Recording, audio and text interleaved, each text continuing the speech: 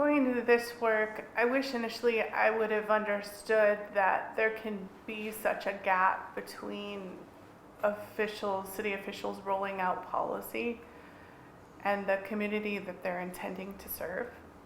There can be a big gulf there, a gulf in distance, language, trust, and it takes efforts like ours. In 2020, that's why we together launched the West Denver Community Connector Project, because someone needed to bridge that connection. Yeah, I wish I would have known that it's going to take a really long time. And I think that everybody just kind of needs to know that ahead of time. This work is not going to be done tomorrow. We will win some big community, I think, fights, but it's going to take a long time to see the fruition or see our projects come to fruition. Yeah. New and innovative responses for our community are just that. They're new and they're changed, and it takes a long time to get people to support them, to believe in them, to understand their purpose and the benefits. Timing is important. The Spark initiative has really had an impact in Denver by centering equity and putting on the table and encouraging the dialogue and training about equity. And just, it wasn't, I remember the first convening in New York and just feeling like, oh, Denver's so behind. Like, we don't talk about equity unless it's home equity, and we don't dig in on issues of racial equity, and just feeling the confidence from the other Spark cities, and to dive in on that issue, and then the impact that we had doing an equity training with the planning office as they did the citywide land use and transportation policy.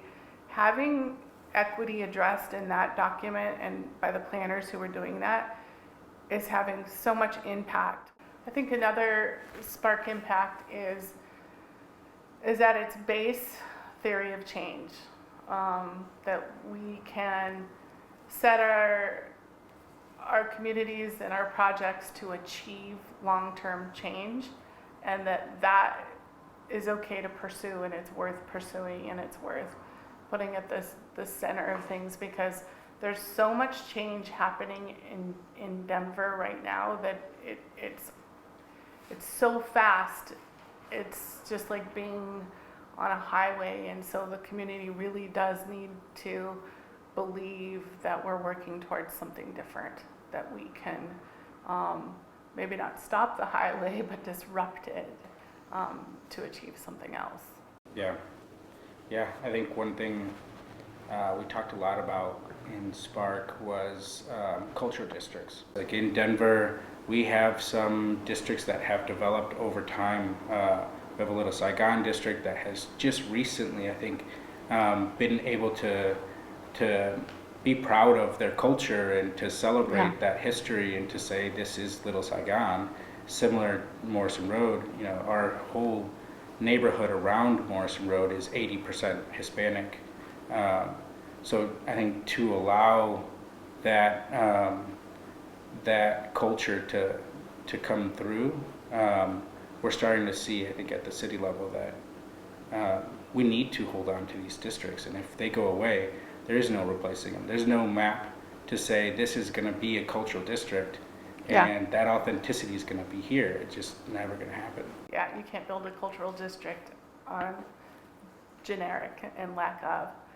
One of the things that I've loved that we're now starting to finally address is that there are a lot of undocumented people in our cities, a lot of people that we care about that make up our communities, and we have not wanted to talk about them and wanted to talk about how we serve them or how they affect us. They live in the shadows, and that has been something that I think has been we've made a lot of progress on. A whole lot needs to be made. Absolutely. So being responsive to community meant early on in the ADU program that we had to figure out from the beginning how we were going to serve undocumented families who were at risk of displacement. And that has flowed over to interviewing, 10 lenders who were wanting to lend on ADUs. And, the question I would ask them is, will you serve undocumented? And, that was the end of those dates. And there was one lender left standing who was committed. They now have been the lender on every single transaction. So millions of dollars. And the city as well, it gave me the strength and support, in hearing other cities and knowing where they were, to say to the attorneys, no, like, we need to have money that means we can give these resources to undocumented families. So now, 2 years later, we're renegotiating for more money to do more ADUs, and we can say we're not going to slide backwards. So don't give us funding that restricts how we can spend this. I've just, I think, looked at one of the things that's holding back the Hispanic population in this country is the fact that they have to operate only within each other, and they're kind of excluded from the main system. So I think, without a doubt, if we could address that, if we can find a way to talk about it, then we create economic opportunity, and we are supporting, I think, stabilizing our cultural districts and stabilizing the things that make our cities authentic. I hope that in the future Denver is known for the cultural districts that exist really being elevated and preserved and supported, and those efforts of our communities of color finding a way to achieve their version of the American dream, home ownership, a business, family that is with them and stays in place. I think Denver's too segregated, and I hope that our future makes, our future in Denver is much more diverse. And I think most people want that in all cities. Economically diverse, culturally, racially diverse, and we have an amazing history, and we want to, I think, hold on to that. Being in the West, I think having the Mexican heritage, having the Chicano movement, and Denver be a big part of it. There's a lot of, I think, in our history that we want to keep and still accept the fact that this is going to be a changing city, that people are moving here. I don't think anyone's trying to just say, we want to stop in time, but it's more of how do we integrate and make sure that everyone has a place at the table and that people have a voice, because otherwise the small, those who are not at the table are being pushed out. I think the best way that we can keep community needs in front and center is always just being in the community. Like we make sure that we're working with the families. We're at the table, we're at the meetings. It's not like we put a layer between us and our community. And I think that has been at least always grounding for me. My main takeaways of the last couple of years is that it's important to be working at the community level, but you cannot do it alone. That means, for every hour that I spend keeping my programs responsive and meeting with community leaders and connectors means that I need a partner in Denver who's working, one level up and working across multiple organizations. Yeah, absolutely. We are all just one piece in this puzzle. And I think a lot about the conversation of grassroots and grass tops, and it never leaves my mind. But then I also think about how do you build an organization, and how do you make sure that each program stands up? And that means that there's somebody dedicated to that. Yeah. I mean, just to take that up the scale, I mean, we work together a lot. We have a lot of the same circle and leaders, but My Ally Connects had different partnerships and different organizations, and on up, City of Chicago and LA had experiences and leaders that were really important to hear and just to sit down and share some of those experiences. So my takeaway from Spark is that it takes every level, and it takes every level focusing on equity and race and what's happening in the current moment and how much policy and decisions are old and they're not screened and they're not focused on those pillars of equity that are so important in our communities. I think this sentiment and to some extent the policy in Denver was that bigger is better and consolidating is more profitable and more successful, and that's not conducive to the businesses that make a cultural district thrive. And certainly from a residential standpoint,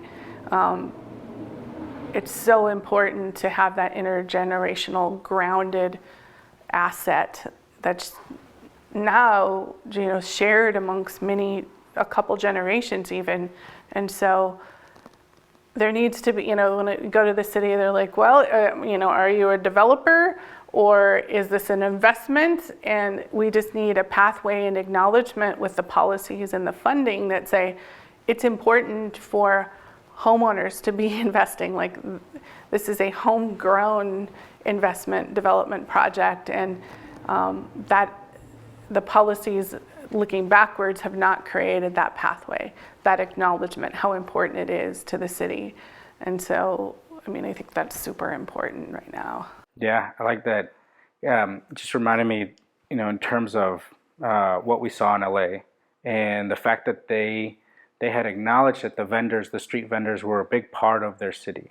And I think similarly, we see that out here, the paleteros, the small vendors, that exists. It exists naturally. People call them yard sales, but in Westwood, they're not yard sales. That's a business, yeah. And I love it. I think that that's something we want to encourage, but there are so many barriers. If we, we have to look at zoning. We have to make sure that they're encouraged to do this and that they can do it within the system. Yeah. It's very possible. It just needs to be acknowledged and understood, and we move towards it. And I'm looking forward to a future where Morrison Road and Westwood has kiosks, and it's very pedestrian friendly. It's efficient use of property. It adds value, and at the same time, we preserve our culture, and it's hopefully increases kind of that pedestrian activity.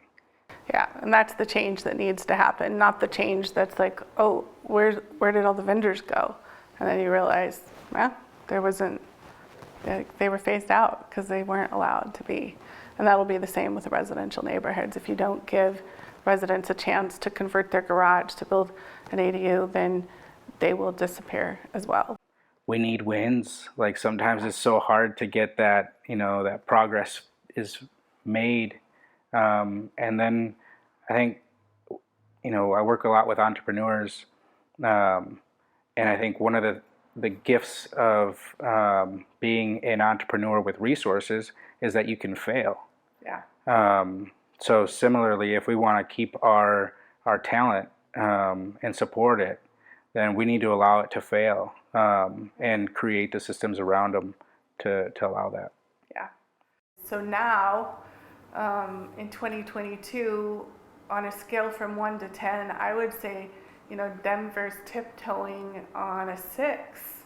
We have policy in place. We have professionals and leaders who are willing to talk about race and racial equity and look at their own policies and examine their meetings and understand that their meeting and what they want to accomplish is not the most important thing to community members. And so not centering their objectives but centering the community is starting to happen on a regular basis. I think it's elevated the conversation in Denver a lot, because you see it with a lot of our leaders that Yeah. the conversation is happening. Race is top of mind. The fact that there are areas in Denver that are less equitable, that people will live less because they live in those areas or because violence is higher in those areas. I just think that ultimately we're improving as a city.